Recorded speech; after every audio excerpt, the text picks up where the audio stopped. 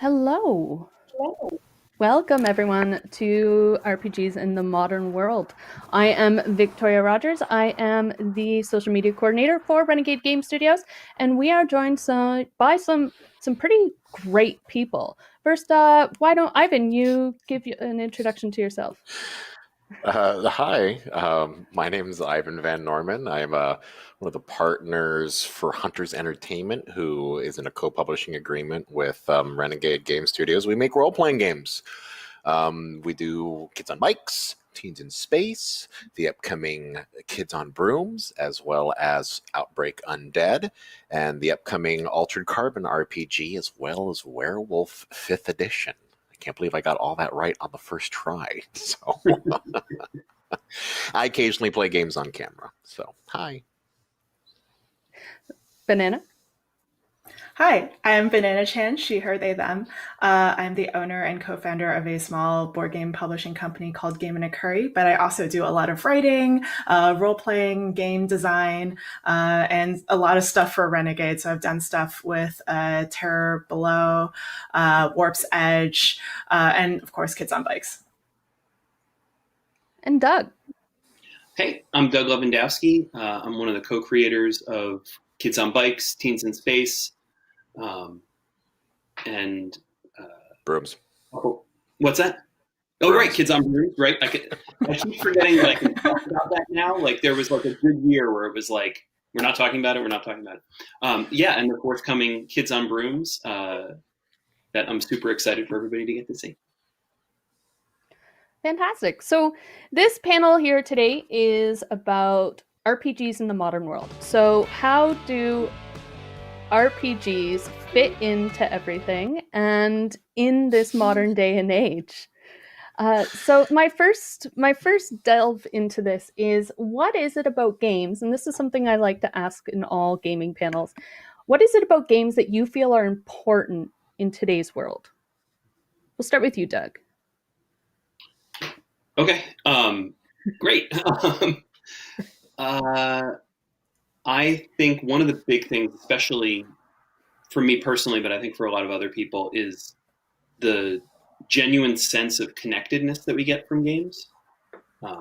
Whether we're playing them in person or remotely, that feeling of being totally absorbed in an activity together, I think is so important, especially in the modern age where people try to multitask, people try to do three things at once. When we're playing a game that we're really engrossed in, that's our total experience. This is everything we're doing. So I would say that would be a big one for me.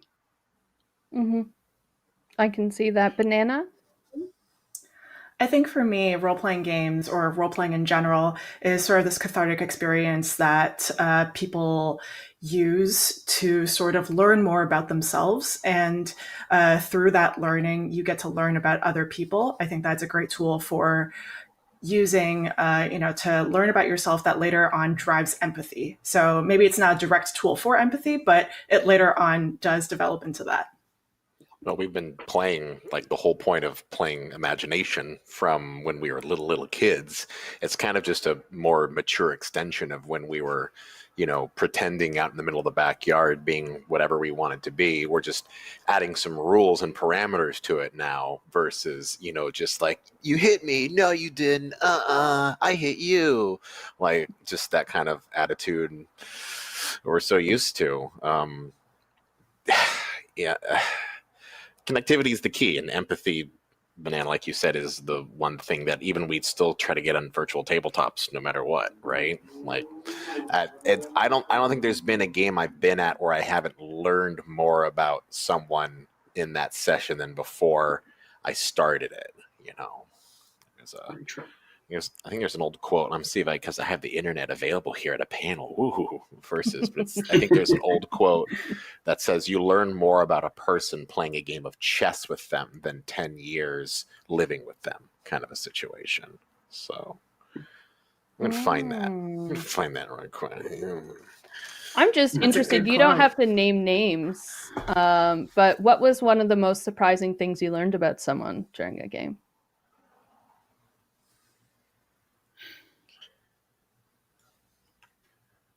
All right, one more time. What was one of the most surprising things you learned about someone in a game? Oh, one of the most surprising thing I learned about some of the game. Well, you know, ironically, the ones where if I'm just talking about, you know, one session, one time experiencing, you know, a person never having met them at all before, Outbreak can do a lot to tell you just where people lie on the spectrum of like what they would do to survive kind of a situation because that game is so much about testing your survival plan, you know, rolling with the punches, finding out how things are. And I'm always impressed when people allow themselves that level of immersion, even if it's a little, you know, a little intense as far as the game goes, but Mhm. allow themselves that level of immersion and come out. Like I think one of my favorite stories was running a game of Outbreak, and they were such a smart team. They had built together such a good strategy, and they were moving through a tarmac of an airport and fending off zombies left and right. And they made this like old school Spartan phalanx and like shaved down poles and things to like make a spear formation, just this like box formation to keep themselves around. And these two girls were holding the sides with like small arm weapons, like the equivocal of a gladius, like taking care of stuff that are trying to come in on the sides. And one of the girls just like let one through, like just lost an opportunity and let one through and got bit, and so her fate was kind of sealed. And her friend, who was her shield mate right next to them, like you could just kind of see all the emotion coming into her as I'm describing this realization of like she's bit, she's done for, like this is the end of your story. And I talked to her about it later, and she said that the reason that it was so intense for her emotionally is that she had failed her friend. Mm. Mm-hmm. That, and I thought that was pretty awesome. Like awful, of course, but also awesome. Like see that really strong friendship come through in gameplay. You know. Mm-hmm. Have any of you had, Banana or Doug, have you either of you had a moment that really stood out to you, something you learned about another person at the table? For me, usually it's not about, well, maybe not so much other people, but like learning more about myself and how I can Mm-hmm. better take care of other people later on. That's something that I've learned, especially through safety tools and how to play with others. That's something that I find that's really important. In terms of learning more about myself, I think something that I thought was really cool is that I don't know how many of you like experience bleed in games or after games. And for those of you who don't know what bleed is, it's usually after an intense role playing session, or maybe not even that intense.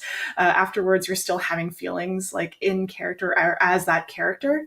Um, I experienced something called emancipatory bleed for the first time. And that's something that Janaea Kemper actually coined, which is where your character suddenly experiences all these oppressions and they're like basically liberated from them. And because you're playing in the game, you can like liberate yourself in character from these oppressions. And later on, that got taken out into the real world where I felt empowered because my character was so empowered in the game. Afterwards, I was just like, oh wow, like I can take this character with me and like do more with this.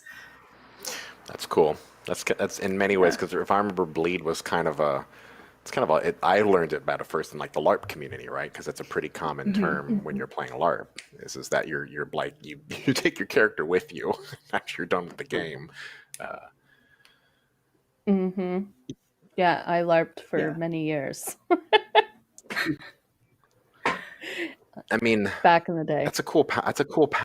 I have to think about that. Just the way that Yeah. it's. I mean, isn't that kind of what the core of a lot of role playing games is anyway? Is you want to feel like you're a better person when you're done with it than Mm-hmm. when you Mm-hmm. begin. Like this, Yeah. you know the Yeah. discovery process that it comes when you really do the whole point of empathy. Like you are in somebody else's shoe. You are playing a role, right? Mm-hmm. And Yeah. okay, Mm-hmm. yeah. Yeah. Makes If sense. you're interested, absolutely check out Janaea Kemper's article on emancipatory bleed. And she does amazing things. Like, she's a great LARPer, she's a great writer, but also she's like a really brilliant academic. So she's just like good at a lot of things.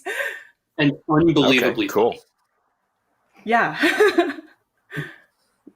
Okay, so we've talked about how games are important for interconnectedness, for having a shared experience, and building rapport with people through that shared experience. How it can help you learn about people. It can help you learn about yourself. It can help develop empathy. You can bleed doesn't necessarily have to be a negative experience. It can be a powerful Shouldn't. and Yeah.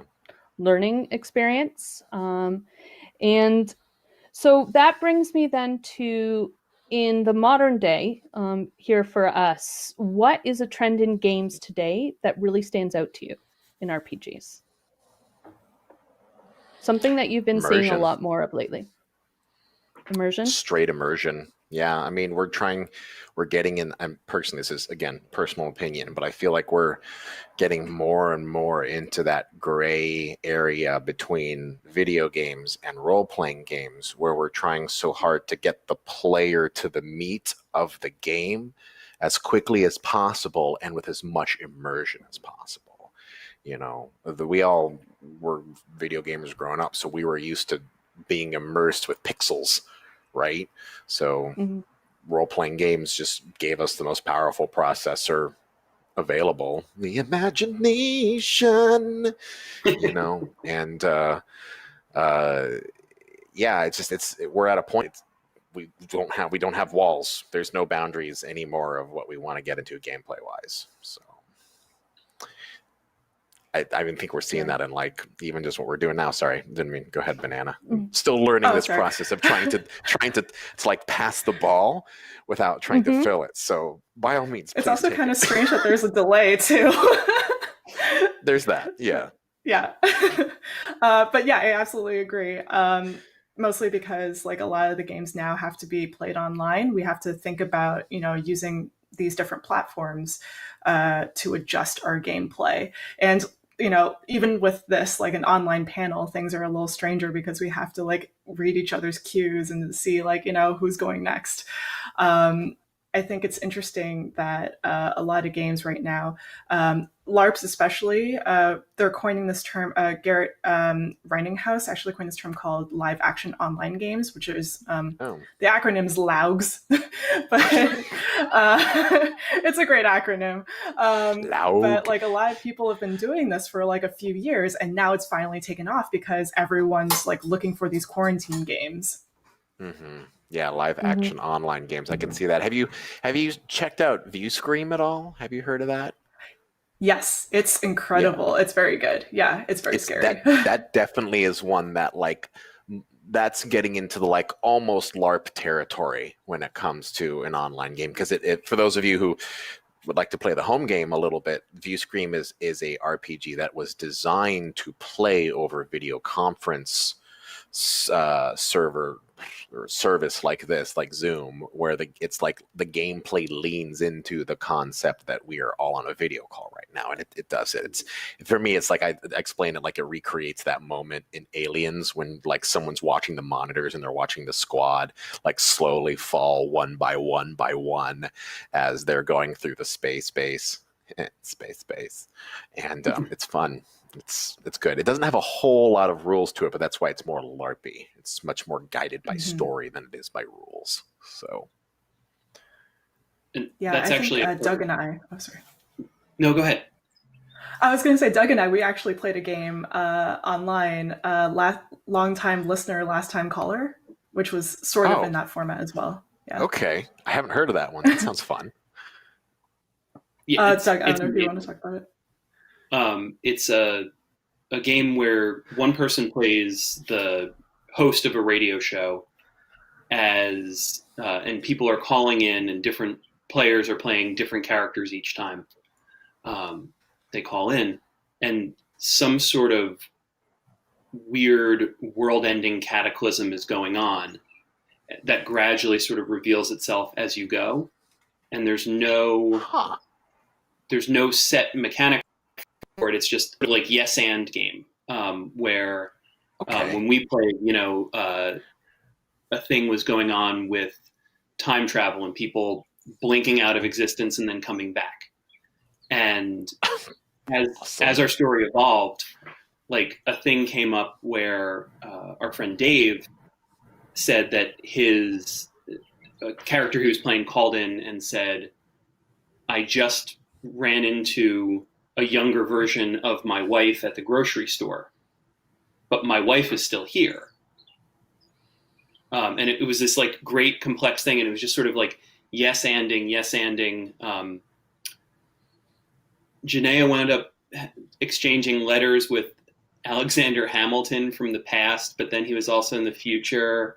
And so it's this just really cool, incredibly rules light experience to be had online, where this is something that John and I talk about a lot when we're working on stuff, like letting the rules get the heck out of the way of the game. And I think that's a big trend now too, that rule books are getting more and more and more concise. Rules are getting compacted just to be, what do we need to do to give you a small limitation so that your most wonderful gift of all, the imagination, has to flourish in these sort of small boundaries that we've set, but then can go wherever else. It's the pendulum, right? And there's a much more, I like to say, there's a much more nuanced player base now than there ever was. Right, there's still people out there who want a 400-page rule book with all of the agency that they can possibly get in a single game. Right, they eat that up and they enjoy it because they feel like the rules enable them to give them agency in the game. And then there are games that, like you said, they just get out of the way to give you an experience in the story that you want. And it's so fun to be able to see that there is in one person can play both of these games and be happy and content, and it doesn't even have to be a specific situation. It's crazy. And just to pull back the curtain a little bit, Doug, I don't think I ever really told this to you, but when we look at Outbreak Undead versus Kids on Bikes, like they are literally the opposite end of the spectrum when it comes to not only theme but also crunch, as far as rules go and as far as abilities goes, but they perform the exact same in sales. Like they literally, people buy Outbreak Undead, the two books, because there's two books versus Kids on Bikes, right? Versus Kids on Bikes. And that gives us a really great idea of just the wide spectrum of player base that's out there who enjoy, the heavy lifting when it comes to numbers and enjoy systems that that enable you for play. Yeah. Okay. A follow-up question to all of that is, how do you think that's important for the future of games? Even in the future of like a year from now, 2 years from now? I think that a lot of these games have been moving closer and closer towards the online platforms, the texting platforms, whatever other like long distance type of communication platforms. I think it's been in the works for a few years now, just because so many people are far apart. Like, you meet a person at a convention and then, it turns out they're, on the East Coast when you're in the West Coast or something like that. So I think that convenience is definitely a factor in trying to bring people together. Doug, do you have any thoughts on that? Not yet. I don't know if I will. I can go first. I mean, it just in business in general, you're always trying to kind of see where the zeitgeist is going, because you want to be ahead of where things are and things are happening. And yeah, right now, there definitely will be a demand and a surge for just online play, just helping solve the problems that we are in right now, which is we all can't be together. And so how do we, and it's weird because it feels kind of like spot welding the problem, right? The problem is that we can't be together. So what can we do to recreate that experience of being together while being remote? And down the road, I think it will start to stop spot welding and will start leaning into what it means to do that. Like even Alice is Missing, which is our new game right now, which is currently on Kickstarter if you'd like to go check it out. It leans into it, right? It's played just over text messaging. It does not try to fix the problem. What it does is it says, okay, well, text messaging is actually a way to facilitate play, and we're going to use that in order to make the story happen, and that's wonderful. And I think at some point, once we've got past that, it will come back to full circle again. It's like, how do we strip the barriers of rules so that it doesn't feel like a video game anymore, and it goes back to feeling like we're playing analog all over again. Because at some point, RPGs will become so much like video games that they're going to have to go back to basics all over again. That's very future thinking, Ivan. That's also very much business pig talking and not necessarily game design guy. So, wink, wink. All right, so I'm going to skip a question then, because I want to talk about how has the change in technology, even in the last 5-10 years, changed the way you interact with games? I think it's opened up the number of possibilities for how we play, like we've been talking about. And I think it has, we've been talking about empathy, and I think it shifted some of that. I think it's harder to have empathy in a chat room because you don't see someone's face. But I think in a video conference, it's a lot easier, right? I can see if we're playing a game together, I say something, and here's how it impacts, Banana's character.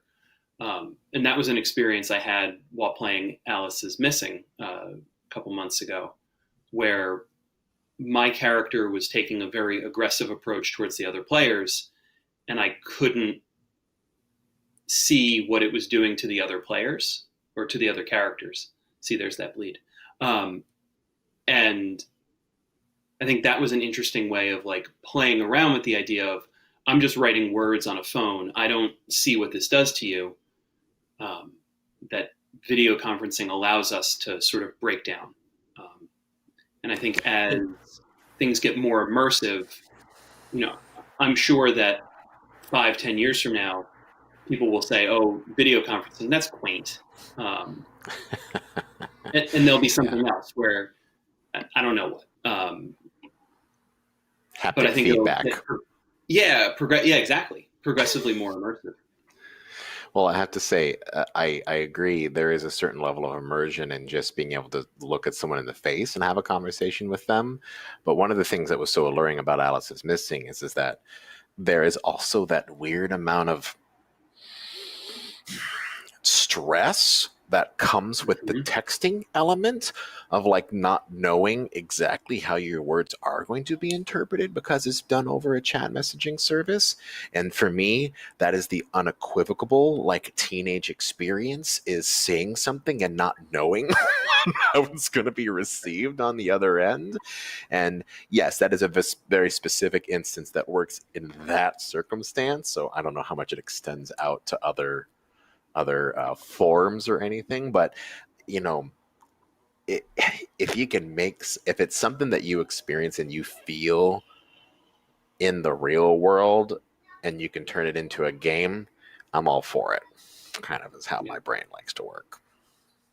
Yeah, I definitely agree with like what everyone's been saying. I think there are the texting element is interesting because it does, for some strange reason, feel more immersive than playing like if we were to play like over Zoom like this. Mostly because it's so thematic, and it, especially with Alice is Missing. Like when I played it, I was just like, "Oh my god, this is so intense!" Like, just texting back and forth. I was just like, "Oh, why is this happening right now?" But yeah, and obviously I experienced bleed from that, just because it was so it puts you into that spot so well, and it used the platform so well. Another game that it reminds me of is Avon Alias's As We Know It, which is like this game where you're texting in the dark in like a closet, and there's like an alien invasion, and it's like a very short Awesome. game. Okay. Yeah, it's awesome. It's a very short game, and you know obviously can play it long distance with several people. Which one is this one called again? I have to find it. If you look up goldencobra.org, look up As We Know It. And it's very short. It's a very short game. And it's incredible. The only problem with that game is that you have to have a burner phone, so you have to have two phones to play it, like as a GM, which is amazing. I kind of am into that kind of commitment. Oh, it's great. Oh, Yeah, awesome. I was thinking Thank about you. running it because like I have like a work phone and a personal phone, so I'm just like going to go back and forth on it. I'm learning things today. Mm-hmm. Has technology changed the way you design or write for games? Other than textbook, how does even for a game like Kids on Bikes or Junior Braves, Kids on Brooms, how has technology changed for that? Yeah, I mean, Google Drive is such a great way to work. John's in Ohio, I'm in New Jersey, and for Kids on Broom, Spencer's out in California. And so our ability to be in the document working at the same time has been incredible. Or the game that Banana and Ian Moss and I were working on that I don't think we're allowed to announce or say official things about yet. The ability to create and use feature things like Twine to be able to craft these stories, it just makes it removes a barrier that would make things so much more difficult. Like before, I would have to, if I wanted to collaborate with John, I would have to write up a Word document and then email it to him and then wait for him to make any changes and send it back. And it would just slow down the process. Whereas like now I can say like, okay, I'm going to do this section. You do this section. Let me know when you're done. And like, just watch it happen in real time is such a boon. Yeah, G Drive, man. G Drive is a godsend when it comes to stuff. We're doing all of our games on the docs right now, and we bring writers on board to tackle whole sections. It's amazing. And I can't talk about this much more than just what I'm saying right now, but I'm working on a game right now that does use Google Docs as part of its gameplay. Like it's part of its design and workflow Cool. into it as well too. And I'm into it because things like the Google Suite, and that's the okay, I should back up. I have two thoughts about this. It's like GDocs is awesome because it's a free platform that anyone can use. You can sign up for an account and you can get into it. Then there are some people who are I will not use that brand, and that can be a limiting factor for your player base, which kind of makes it tough in the publishing world. And there's also the fact that if you use software that does become outdated or does eventually update into something else, then you're putting a shelf life on it. Mm-hmm. But then if it's a digital release, who cares? Because then you just update it. I don't know. I've just got a whole brain flow going on there. But technology's there, and we should do it, and we should update it all the time, and people should think about new ways to use tech to tell stories. Yeah, I think definitely with if you're talking about like technology and how it inspires new games as well, it's really interesting. I watch a lot of reality television, and one of the shows that I've been watching is The Circle, and that is basically like a bunch of people in like a Big Brother style apartment building, but they're all separated, so they can't. It's sort of like the quarantine right now, where they can't like talk to each other, they can't like see each other, but they're voting one another off based on their profile pictures and their messages that they send to each other. A friend of mine, we're both like writing a game right now that's based on that, and it's all through Discord, and it's super easy to do. That's fun. I have to say, there's this guy who pitched me a game like a month or so ago before quarantine went down, and he pitched me a game called Roll for Drama, and it was literally a Ooh. reality show game. It was the first like competitive role playing game that I've seen where you're actually like targeting each other to try to, and he only had two stats. It was a sanity and fame. So if you could get either their sanity or their fame down to zero, either they cracked or they were voted off, right? Then if you were the last one standing, then you won the show. So That's awesome. I feel like I'm we have like super into it. we have like no stats for our game. It's just like a LARP. That's cool. And then the name was my favorite. It's like, how can you go wrong with a game called Roll for Drama? So. I love reality TV show games. Like, that's the best genre. Did you see the quote unquote reboot of Legends of the Hidden Temple that's done with Star Wars now? Like the Oh my Padawan God. Jedi Academy thing? Yeah. It looks very interesting. Yeah. I mean, I'll watch it. I thought they stopped doing that stuff forever ago just because of liability reasons. I don't want to know what that piece of that long form contract looks like to be on that show right now. So, Yeah, me neither. So technology has changed how you interact with the design process and the writing process. How does how players interact with technology in games affect the way you design them? Because players, the public out there using specific tools, does that come into play in your design choices? you have to assume they don't know how technology works. You can't. You can't assume that your player is going to know how to boot up a computer, install a piece of software, and then change all the settings in order to play your game. That's why Steam exists, to literally get you through that process as quickly as possible, right? Mm-hmm. Same with us. It's just, I still want my 60-year-old grandma to potentially play these games, and I don't want a bridge of technology to get in the way of that necessarily. So you gotta keep that in mind. Mm-hmm. Yeah. And I think a lot of it too. Sorry, go ahead. Oh no, go ahead.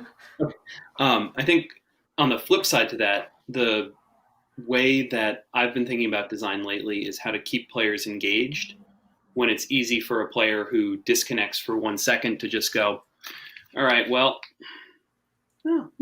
and be done with it, right? And then, I'm sorry, what was going on? And so what can we do in our design to make every moment count, to make everything happen quickly, so that we're not having games where it's like combat takes 10 minutes per round, and then I'm going to roll a couple dice and then be out for 8 minutes.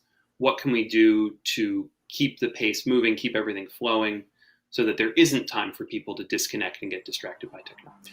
Simultaneous gameplay versus turn-based gameplay. Right. Yeah. And I think going back to Alice's Missing, I think that's what's so great about it. It's because you're using that phone, you're using that thing that you use all the time to communicate. Whether you should be putting it down or not, you're already there. So yeah, definitely integrating that. Yeah. And also going back to Ivan's point about having like a guide or like a facilitator's guide to using different pieces of technology. Some people who are using Discord or Slack or whatever other form of communication, they're having to put out like all these facilitation guides for Discord for LARPs, or like Slack facilitation guides for LARPs like online. So yeah, it's definitely like a pretty big step that people have to think about. Mm-hmm. So we're seeing a lot of games set in the contemporary world. right now come out into the market. So there's Kids on Bikes, there's Junior Braves, Outbreak Undead, Alice and Mrs., and Kids on Brooms is even its modern day. So why do you think that is? And what about these games that resonate with people so much? I think people want their world to be magical and fun. And I think this is a way to do it, right? It's when we were younger, everything around us was amazing and magical and so cool. And like I have a 2.5-year-old daughter, and for the past 5 mornings, she's woken up and said, Daddy, want to watch how lungs work on your phone? Like, she discovered a video, I think, with my mom about like how lungs work, and wants to watch it because like it's amazing that the body can do this, right? And so everything is magical when you're little, and as we get older we get disenchanted. And I think games in the modern world can allow us a way to be re-enchanted with things that everything can be mysterious and something else.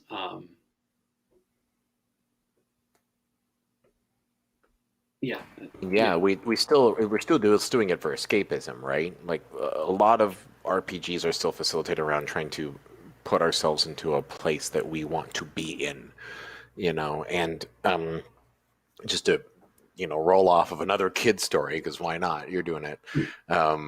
Doug, my 5-year-old is just like discovering new things every single day. He's a little chatterbox, just asking questions up the wazoo, and the things that he's exposed to now will inform him about his interests and his desires for years to come. So the things that we put out there will inspire an audience, and that kind of responsibility is important on the publishing side, to be like, if we're gonna come out with this message, is this a message that is going to inform and inspire a group of players, not just take advantage of a current message? You know what I mean? So does that make sense at all? Yeah. Yeah. And I was trying to think. I was trying to think of an example of what I meant before, and I actually think, Banana, your game They're On to Me is a really good example of bringing a game into the real world. So it's played over the course of 14 days, right? There are a few versions. One of them's 7, one of them's 14. Yeah. So a week or two where you do a short vlog every day about a conspiracy that you've discovered. And what was so cool about that, and again, going back to that idea of Bleed, was like pretending to be this sort of conspiracy junkie for a little bit started to come out in the real world a little bit, and made my life way more interesting for those 2 weeks, because it was like I had a whole thing where people had an eye twitch that was saying infested with a parasite. And like a week into playing the 2-week version, I found myself like really glaring at people's eyes to see like, are they twitching, right? And it was cool. That's so I never rough. actually I have got an eye to the twitch point right where- now. Right. It's so bad.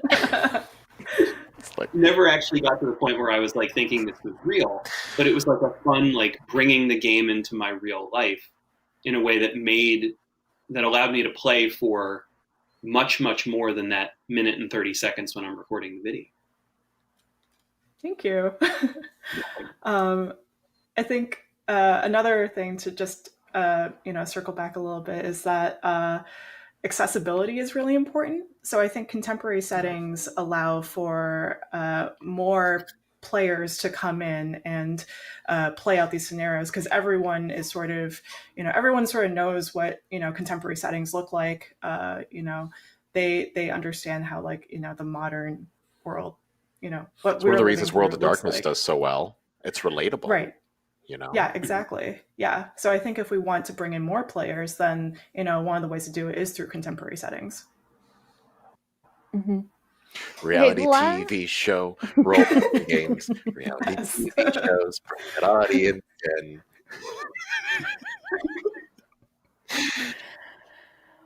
Okay, last question to kind of round it up before we open up questions to the audience. What is the thing about modern world RPGs that excites you the most? You personally.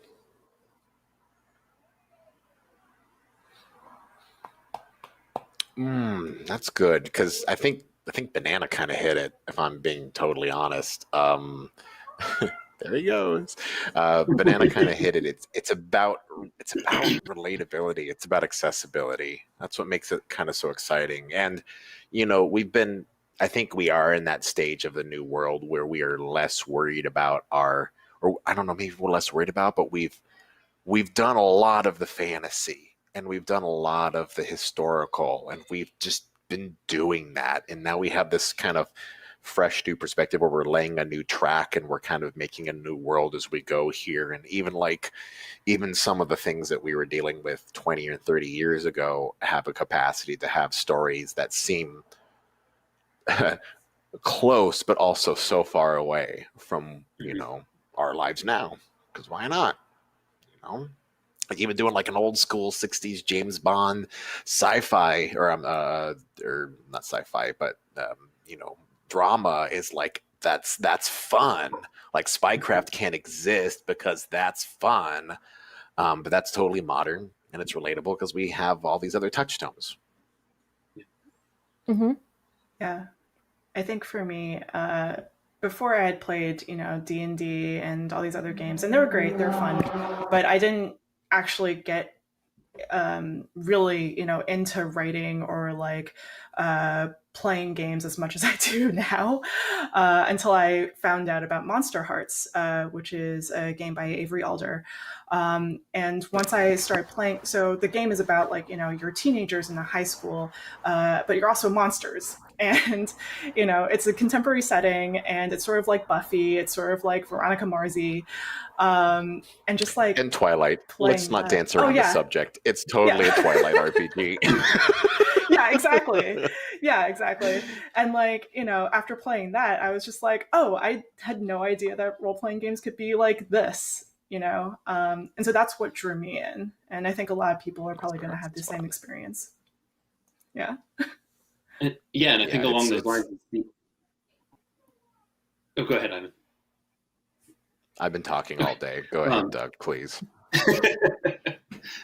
I think it's the immediacy and the totality of the immersion, right? Like in Monster Hearts, I'm a teenager in modern day. Boom, I'm there, right? I don't have to know, okay, well, is this a feudal system? What kind of king do we have? What's the lineage of our, like none of that matters. It's just, okay, what state? All right, great.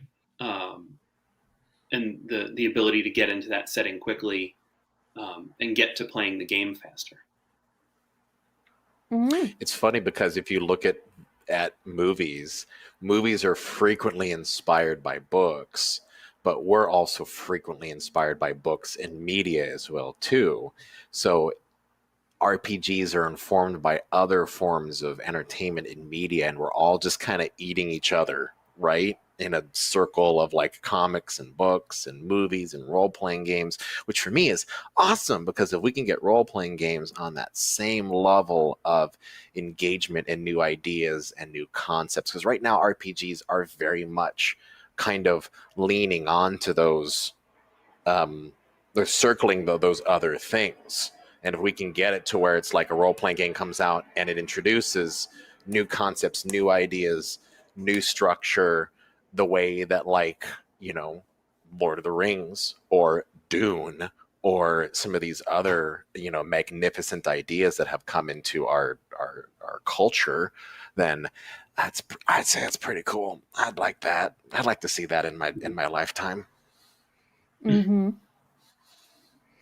All right, why don't we bring up some questions from the audience? I believe Chris, our man behind the screen, is going to be bringing that up for us. I know James Brazil is saying RPGs are amazing for bringing people together, creating and sharing a story. Yes, we agree. We discussed that. We talked about how they're good at that shared experience. So what are some of your favorite shared experiences in a game? Shared experiences.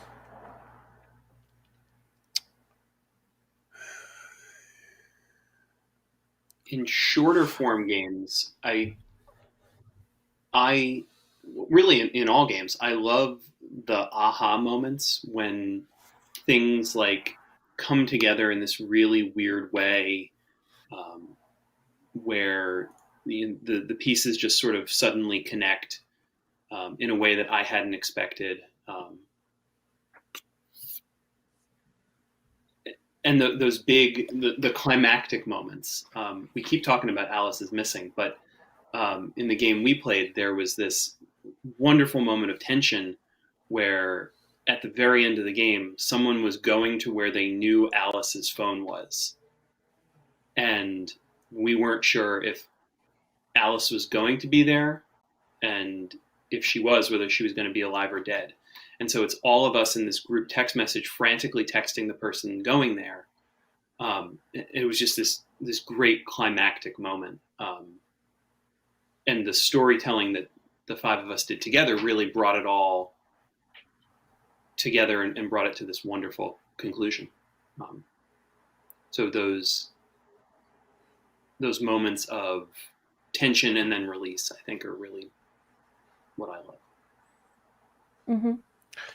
It's funny because you have a shared experience in the other forms of media. You know, you watch a movie with friends and everyone's, you know, on their seats watching and gripping, but everything else is kind of a solitary experience, right? Books and comics and things like that. So RPGs is, you know, unequivocally like the medium to have a shared collaborative story together.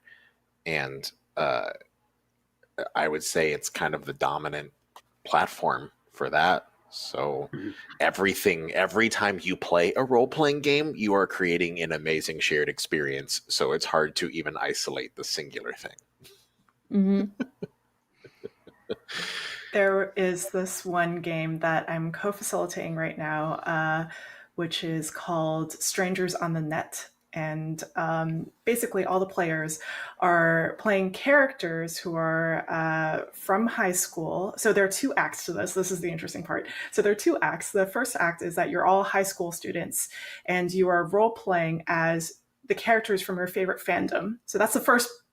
Those are two layers of role playing. And then in the second act, you skip like 20 years later, and you're now like the same character from high school, but you're 20 years older, and you're now reliving as your character, as your like fandom character. And I think the cool thing about that is that everyone is interested in this fandom, like out of character, like out of both characters, like you're into this fandom and you're sort of like making fun of yourself as like a high school student, like talking, you know, as you would, you know, when you were like typing on MySpace or like typing on Friendster. Was that a Friendster, thing? yeah. Was that a thing? Okay, cool. Friendster. And just having very popular this, in the Philippines. yeah, this like communal experience of, oh, I was like that back then. It's funny how, you know, we could sort of laugh at these things, and I think that's one of the more interesting role-playing experiences that I'm in right now. Art Dries says, I'm so used to character bleed being a negative experience. Would the panel have any more positive experiences to share? I mean, I know when we got done shooting Sagas of Sundry, both Dread and Madness, it was like just there was so much bleed from those games because we were just so in there, and you know, everyone was giving 110% into their characters, and we had these props and there was a whole stage, and it was impossible not to have bleed honestly in those games. But it was so exhausting and yet satisfying and overwhelming. Even though it was a horror game, you know, it still just felt so good. It was like it was like having one of the best workouts of your life, but mentally. and that's absolutely a positive experience, even though we were exhausted. It was still definitely a positive experience, you know. I know for me, role playing games helped me, especially when I was younger, learn to be a better person. Um,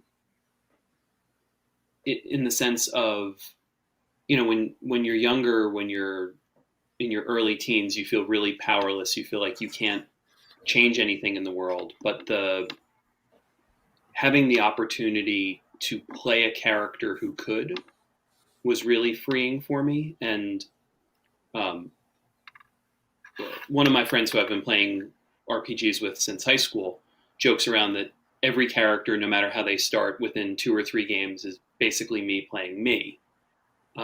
And I think that's something that started early, where like these characters would start to embody what I wanted to see in the world and get me to start thinking about like, okay, I obviously can't fight a dragon who's oppressing a town, but like, what can I do to make the world a better place? And I think that that sense of bleed, in a very loose sense, has been really powerful for me in my life.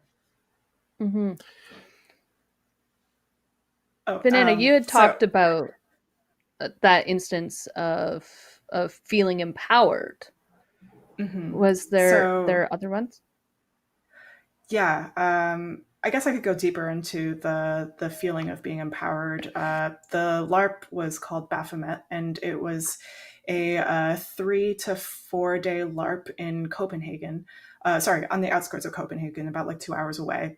And it was this massive mansion. It was this. I think it was like a real life baron owned it or something, and they like rent it out sometimes for LARPs. So during the game, there was a part where we had to play out a vengeance story. So someone had wronged me, and I went ahead with a bunch of other women, and we were given consent to basically murder this person. And that was like the part in the story where I was just like, oh wow, like all these people are like being really supportive, and it was sort of like taking back something that I didn't have before. And like afterwards, we talked about it. We were like, crying and like hugging, and we were just like, oh my god, this is like an amazing role playing experience.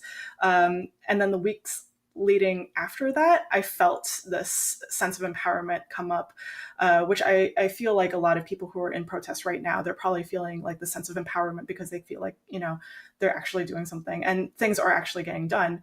I think that was my probably my most positive experience with Bleed. Mm-hmm. Sorry, that last question was not by Artrice. That was from Lauren Mitchell. Thank you, Lauren.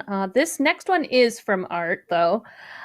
So, Werewolf has always been about giving real life evils a worsened fictional world to fight. Should more games explore complex real life issues to give players more ways to confront them? See what you're doing, Art. You're trying to get me to talk about werewolf, aren't you? Let me see what you're doing. I think that's one of the things that makes Werewolf the Apocalypse so unique. It's so funny because it is in kind of like the umbra of our world, right? Where it has these very ridiculous fantasy concepts of like werewolves fighting for Gaia, right? But then there is also real world issues in there, and they have strong parallels that exist into our world today that are not just topical, like happening in the last year, but like over the decades. And I think werewolf is frankly just the most obvious of it, because if you think about it, everything can be about something depending on how you want to look at the process. Star Wars can absolutely be like a cautionary tale about having systems oververt too much power and becoming cyclical all over again. I don't know. I guess maybe that's just a personal opinion that anything can be taken into the context of something today, and it's just about how you want to view it. Mm-hmm. Does anyone else have anything to add to that? Yeah, I guess on the topic of having something that's relevant to real life issues, my co-designer and I, Samfun Lim, we're working on a game called Jiang and the Banquet Hall, which is a tabletop RPG where players are taking on the roles of a family running a Chinese restaurant in the 1920s. And in the daytime, they're faced with oppression, having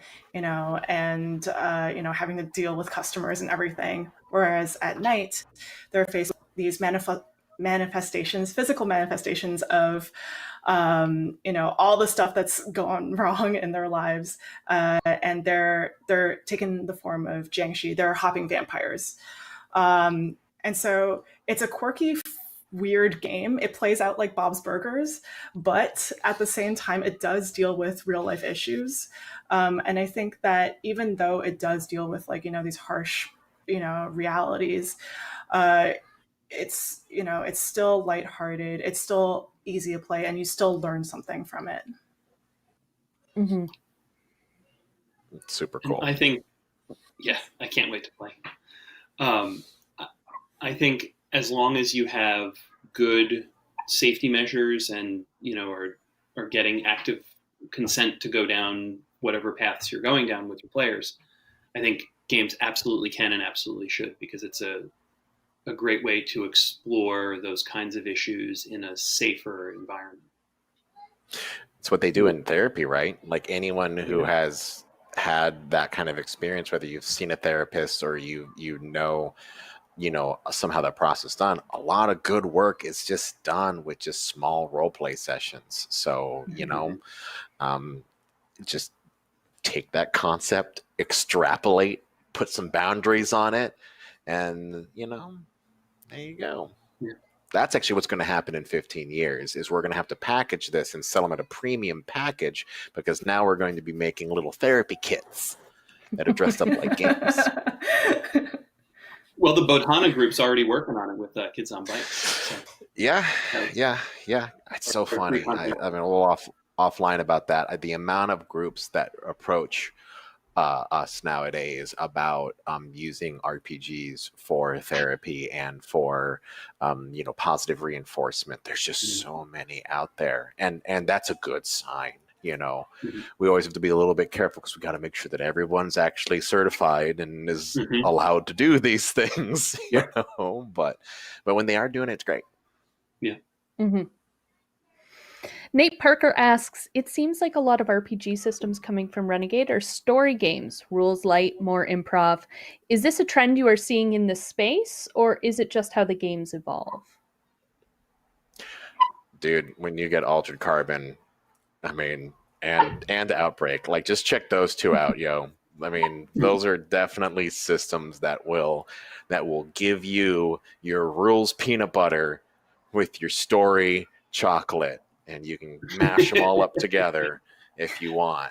Okay, and it's there are a lot that are out there, but like we said earlier, the pendulum does swing, and I don't think it's. I don't know. I guess I've clearly stated my opinions. What do you two think? You think everyone's going to go smooth or crunchy down the road?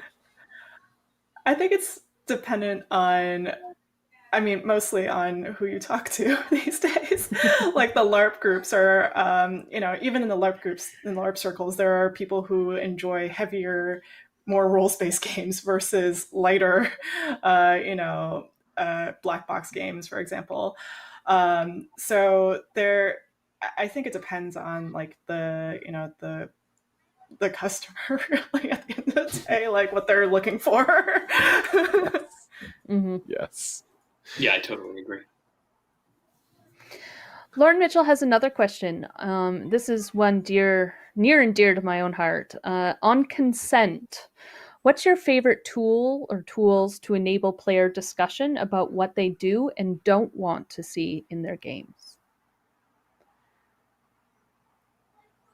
Sorry, go ahead.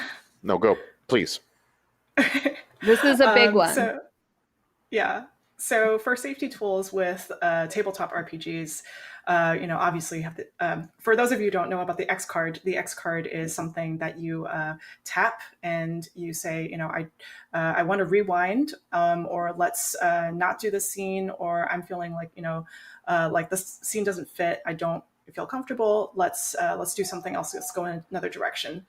Alongside the X card, there's also the O card, which is for people who think that something that a player did was really interesting and really cool, and let's keep pushing harder on that. So those are like the two. Yeah, exactly. So those are like the two tools that I think are great for facilitating, like in the actually in the game.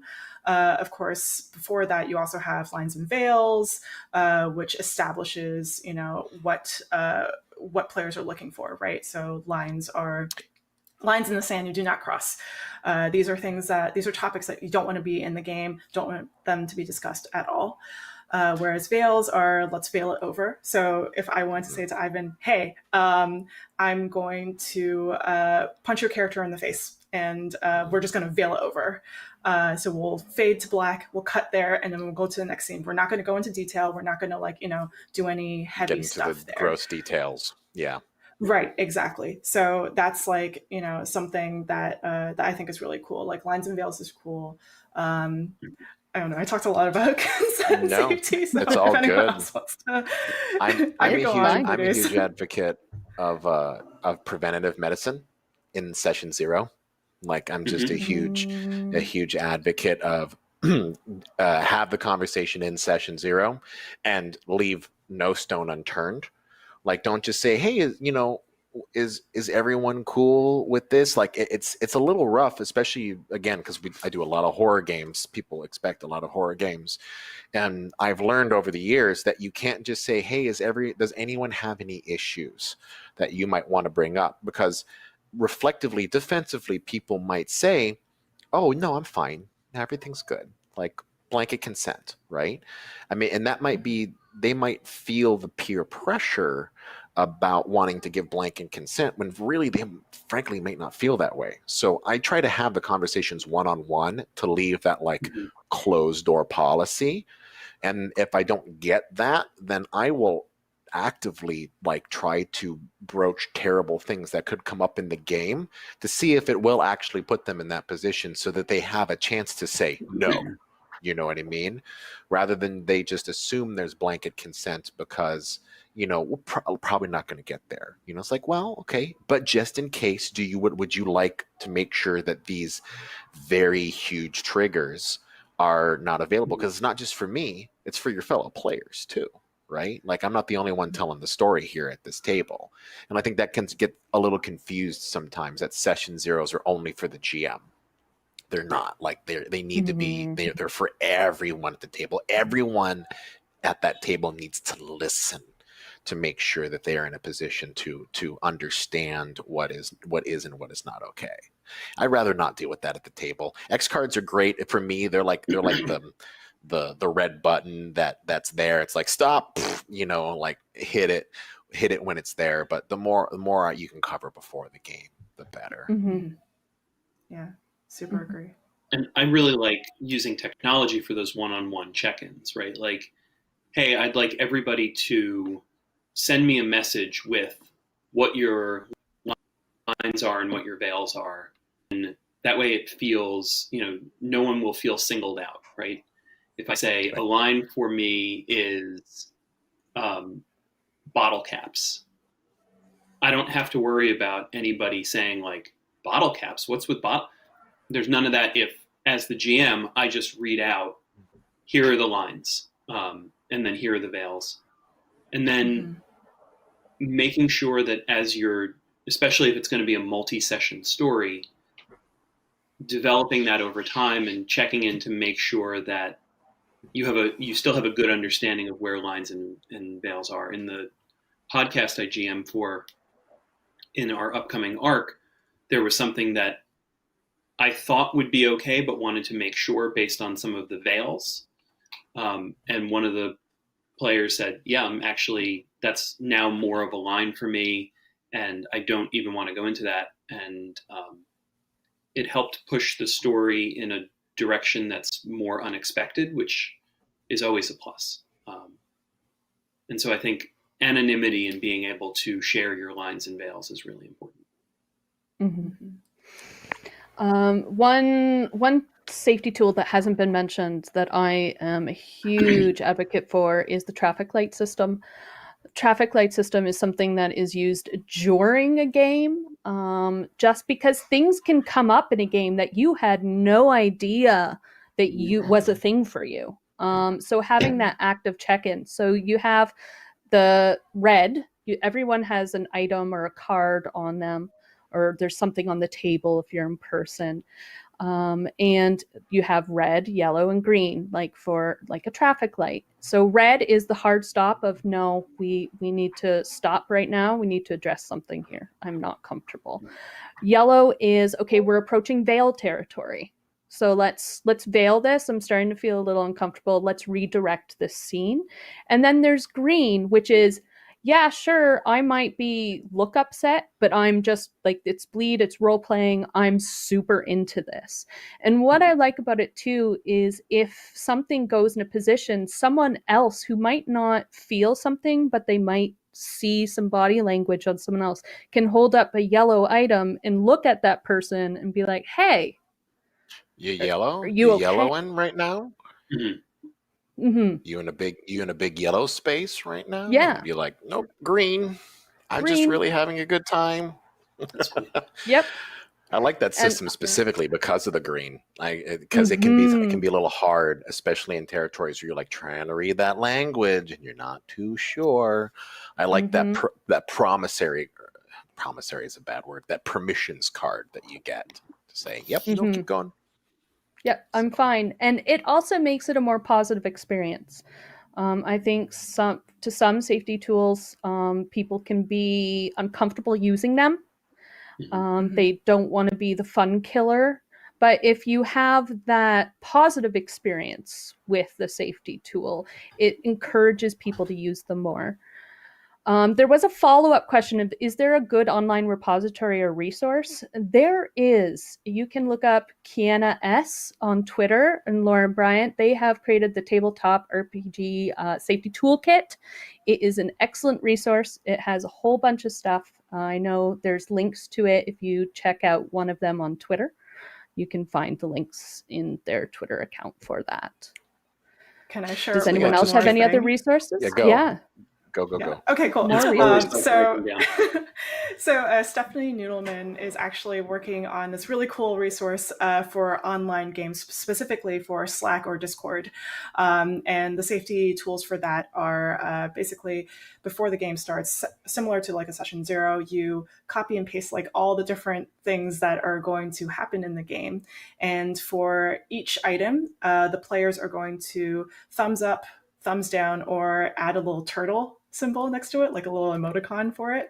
So, like how the red, amber, green traffic light system works. Slow down. Yeah. Yes. So the turtle is slow down. So turtle is yellow. The thumbs up is green, and the thumbs down is red.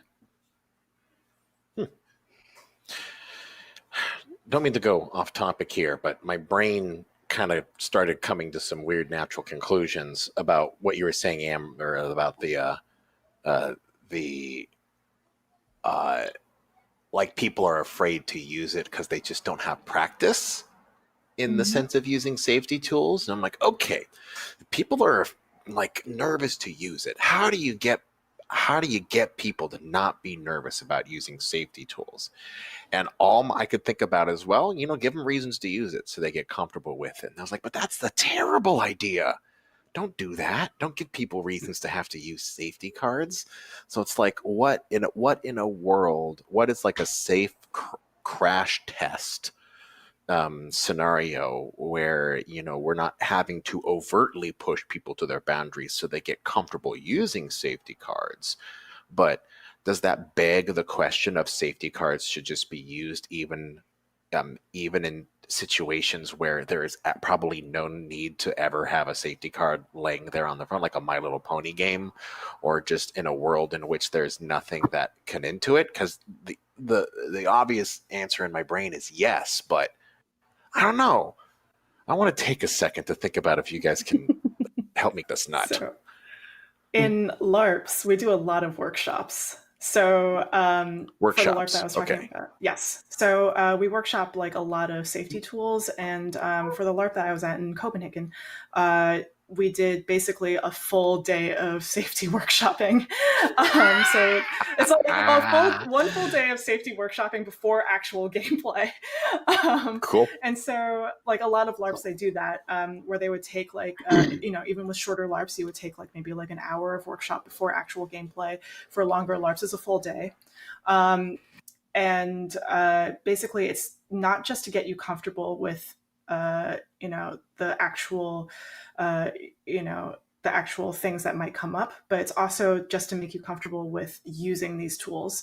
So the scenarios could be like, someone exclaims, "I hate breakfast." Well, let's use a safety tool. Let's hold up like a green card or like a yellow card or a red card. And you practice this over and over again so that everyone's sort of used to using them. And because you're in the space together for such a long period of time, you sort of get the sense of like, oh, okay, it's okay for me to, share these feelings, share these thoughts with these people, even though I've just met them.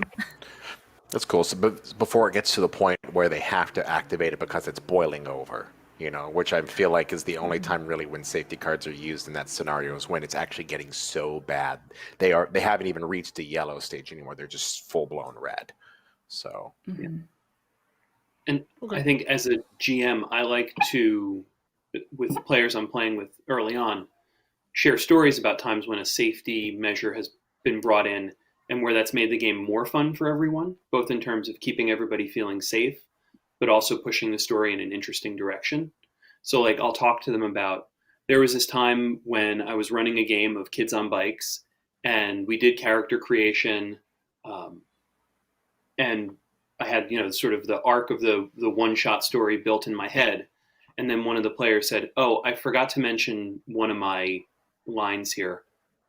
I absolutely don't want to have anything where people are forced to do work that they don't want to do. Like anything that even resembles slavery in any way." And I had a whole thing built in my head about how one of the kids' dads was going to have been stolen by pirates and forced to work for them. And it like sort of changed the whole arc of the story. But it pushed it in this direction where now the dad was there willingly. And so the kid then had to grapple with knowing that their dad had chosen to leave and had chosen to go, and there's the whole time travel thing, had chosen to stay back in time instead of coming home. And it made the story so much richer. And so telling people that, I think, gives them the space to say, I'm not comfortable with this, because I know sometimes as a player, I can feel like, oh, I'm going to ruin it for the GM. Like, they have their story. But the more I've role played, the more I've realized it's not the GM story. It's everybody's story. So. Mm-hmm. Cool. We have a question from Glenn Butner, and I think I know what the answer is going to be around the board, but they ask, how important do you feel it is for RPGs, especially modern day ones, to address ideas of inclusiveness? Vital. Yep. Yeah. I don't think there can be anything more to be said about that. It has to. It's necessary. It's just, there is so much reality checks right now, that it's like, if it's not a part of your conversation, it should be a part of your conversation. I remember that piece of art. I remember that exact piece of art, and what we needed to do. Like, even when we were doing the ABCs of RPGs, like Caleb and I are like, okay, we got a cast here, let's use it. Like, we have a whole cast of characters. Let's just make sure that it is all across the board. So yeah, one of the things that John and I did when we were first working on Kids on Bikes was put it out for feedback to people and get their sense on it.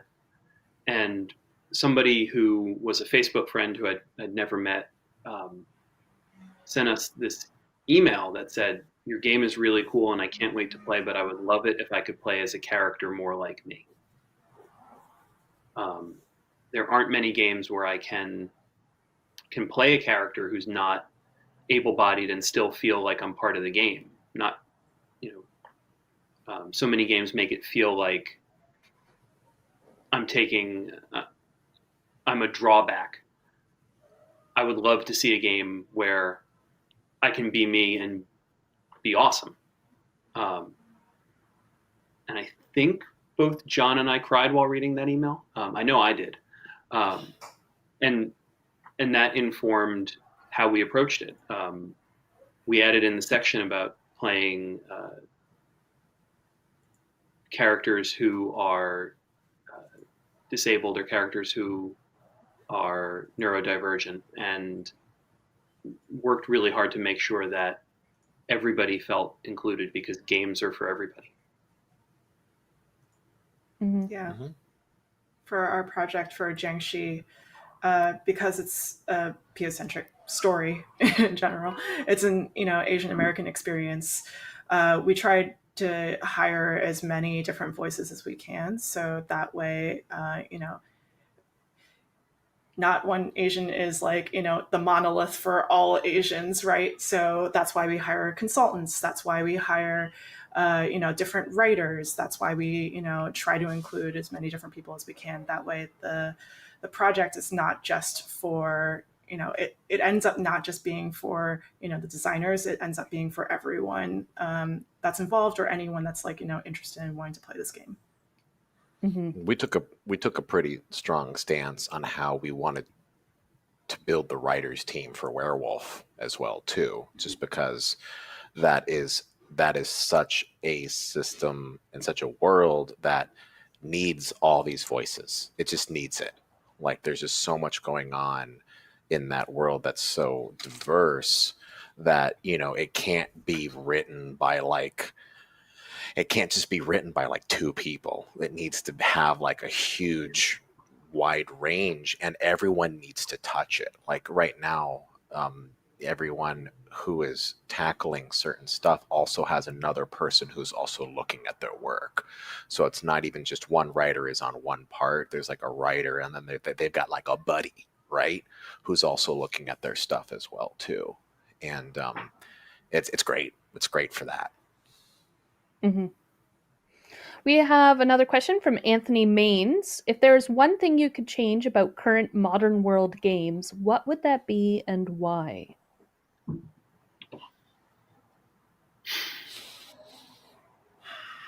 Get them printed faster.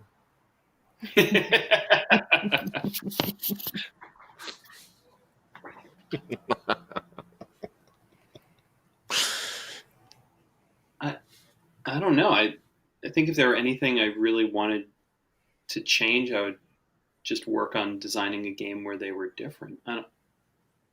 Just do it. I don't know. Yeah. I think we're in it right now, right? Mm-hmm. Yeah. It's a very broad question too. Yeah. I guess just like inviting more people to the table and hiring more voices and getting, more people on board onto the project is, I always think that's vital to any sort of success. And if it's indie, like if it's a project that doesn't have a budget to bring on more voices, which is a huge concern in the indie scene, right? It's like, I can't hire 10 consultants to cover the spectrum because I just don't have the money for that. Then go ask. Go do it. Do what everyone does when they're still starting out, and just hit those grassroots, and do not be afraid to ask for help. Like, just because you can't bring on 10 consultants to make sure that you're covered across the board does not mean that you cannot go out and ask for help, because you don't feel like you're covering this topic from every angle. You know what I mean? And it's people do have free will. They can say, you know what, I'm not comfortable doing this unless it's a paid project, and they're absolutely allowed to do that. But that doesn't mean you get to stop. And you just get to keep going until you get there, right? So, and being worried about not getting it exactly right isn't a good reason not to do it. Like when John and I were doing Kids on Bikes, basically on a shoestring, we didn't have the resources to hire a sensitivity reader, and we did our best. And after it came out, somebody on Drive-Thru RPG posted about a couple issues that they took with it, and so we made note of that, and also made sure that we were careful to have a budget for sensitivity readers going forward. So, yeah, being worried about not exactly right isn't a reason not to do it. Yeah. Okay, we have our last question from James Brazil. What was your first RPG that you played? D&D. I tell the story all the time, so I'll make it brief. Mine was the Palladium Fantasy role-playing game, and wow. Oh yeah, I think at the tender age of 12, trying to calculate percentages and trying to get my other 12-year-old buddies in a backyard tent for like backyard camping. And man, I was that GM who was like, I've got a story. We're going to tell a story. And it's going to be awesome. Let's play the game. And my friends just wanted to goof off. That's all they wanted. They just wanted to goof off. They just wanted to make each other laugh. And I was so mad, I rage quitted out of that tent. Oh, no. And I was like, I don't want to play anymore. And I left and like ruined the whole night. And I'll always remember that game because it was like if I could go back to little Ivan and say the whole point of this is to have fun with your friends and just enjoy the process. And if they just want to, tell stupid jokes around the campfire and beat up monsters, then just let them. Let them eat cake, Right. and go with it. I was that terrible player who, I wasn't in your game specifically, but I'm saying my first gaming experience was being that terrible player, so I feel for you. It's okay. It's okay. I'm I was super much basic. more in the wrong than you. Yeah, my first one was second edition D, at probably 11 or 12. Mm-hmm. A totally unremarkable first roleplay story. Yeah. I was gonna say, it went off without a hitch. You had snacks. Yeah, we had fun. Battles. Stayed up too late. Drank some soda. The American Dream. Listened to CDs, right? Probably Guns N' Roses, Use Your Illusion 1 or 2. Maybe Cypress Hill's Black Sunday, or the Les Mis soundtrack. It was definitely one of those three, though. D&D, don't remember the edition. I was a terrible player, and we ended up making prank phone calls afterwards.